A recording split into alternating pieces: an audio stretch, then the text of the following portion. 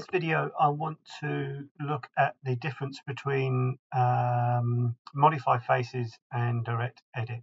So in a feature-based system, we have a feature tree, and as part of that, it builds each feature on top of the last. So if we went back to edit this one here, it would then roll back all of the other features while it is in process. So it is a full feature-based system. Saying that, we can do face modifications. So if we wanted to, we could choose to do a move face, and then by picking on this face here and accepting it, I can then sort of extend it out to any particular point, and it modifies that face.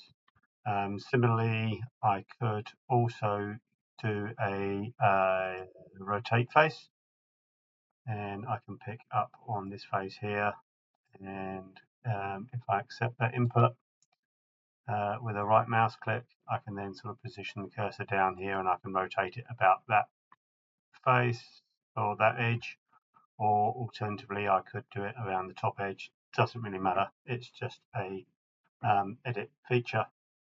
And feature is what it is. So again, if we go back and pick up on here, I could modify this face by editing the feature, which is the same sort of thing as well.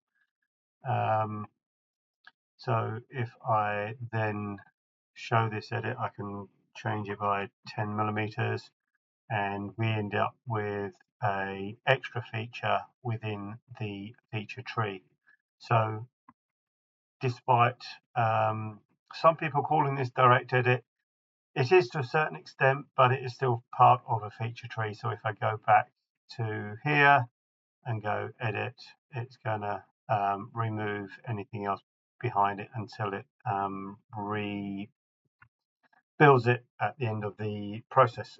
So in this aspect, you are still reliant on the feature tree being built in a stable way, and you are still limited to design changes that, if the model hasn't been built well, then it will fall over. So let's compare this with a direct edit, or in solid edge terms, a synchronous technology designed part. So we can build stuff really quickly if we click on this place here and lock it with an F3. Control H takes us through to the sketch view. I can go and draw a rectangle by center, type in the sizes, tab to get round to the other edges, Control I back to the isometric, and turn off the lock plane. Then we can pick up on the region that we've created and put in a size, and that generates the first feature. So again, I'm going to use F3 to lock it, Control H, and I can put something in here. Again, add in sizes as we go, and I'll change this through to a rectangle by 2 points and go 70 by 50 and lock that in. If I want to, I can add in dimensions on here. These always start off as locked dimensions, so they've modified the geometry, and again I can dimension it up here as well, and this will be 25. So the difference is that this is in black because it is now fully constrained, and this is in blue because it is unconstrained. So if we turn off the lock plane, go back to our isometric view, I can then just click on a region and use the extrude or remove, just key in a size. These sizes are placed on here. Anything in blue is a driven dimension, anything in red is locked, but when we click on here and go in and extrude this, so we can go up, say, 20. These will become driven dimensions. We can go in and pick on here and choose to lock it if that is a critical dimension. But the more you lock something down, the harder it is to do your modifications. You need to just be a little bit more aware. But obviously, if it is a critical dimension, you need to make sure that it's going to remain as you need it to. So if I then sort of come over this face here, if I lock it, I can then get my geometric recognition, so I can then position it at the center of that block. Turn off the lock plane, go back to my asymmetric view, and we have a hole in here as well. So I'm going to just hide these PMI dimensions. So with solid edge synchronous, we can then sort of still modify anything that isn't constrained. We have a design intent over here, which recognizes geometric relationships between faces without actually having to build them.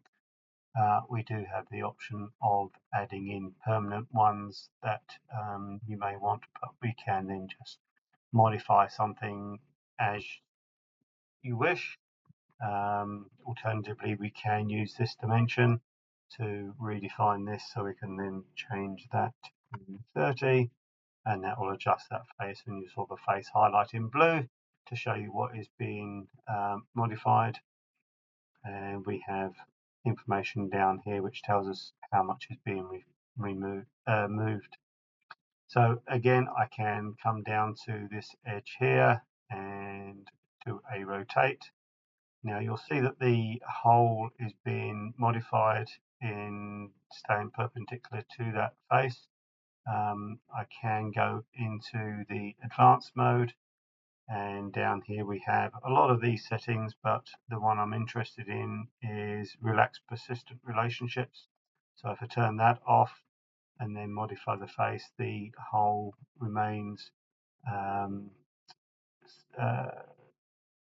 parallel to the main face. So we can make that adjustment and put in a 15mm angle on there. So now let's assume that we want to put these two features on the bottom face rather than the top face. We could redraw it, or alternatively we have the ability within Synchronous to just modify it. So if I just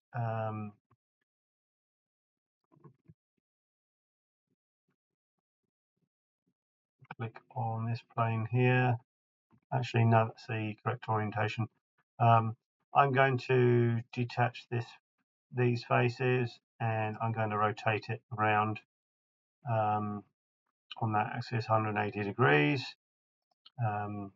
So you'll see that we don't have the bottom face because it sort of formed part of this. That doesn't actually matter, because then I can, if I position my steering wheel on that edge there, I can then bring it down to align with the bottom face, and then I can reposition as needed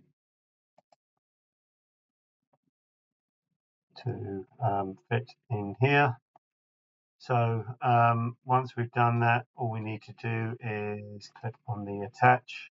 We now have our feature that's sitting on the opposite face to where it was originally designed.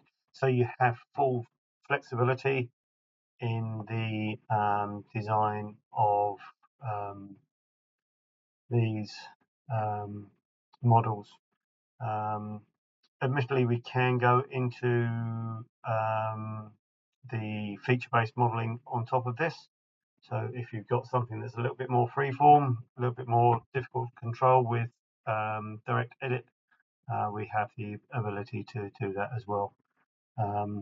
So we could look at, say, maybe putting in a dimension on this height here. We want to have that as a lock dimension. and we want to move it in the downward direction. So we can then sort of scroll in here to get to the sort of size we're after. And you'll notice that if we want to now modify this face, I can move it, but you'll see that the other face is moving along with it because we have this 25mm lock dimension. If you decide that you want to sort of override that, we have the control here because we can turn off the dimension design intent. I can then drag this down, say 5mm, and you'll see that it rebuilds that dimension and puts it in. So we do have a lot of control over how this all works, and it is still parametric because we've got dimension driving and constraints driving the model. So hopefully this gives you a little bit of a better understanding of the difference between feature-based modeling with the modify face commands compared with synchronous technology, which is direct edit in its true form.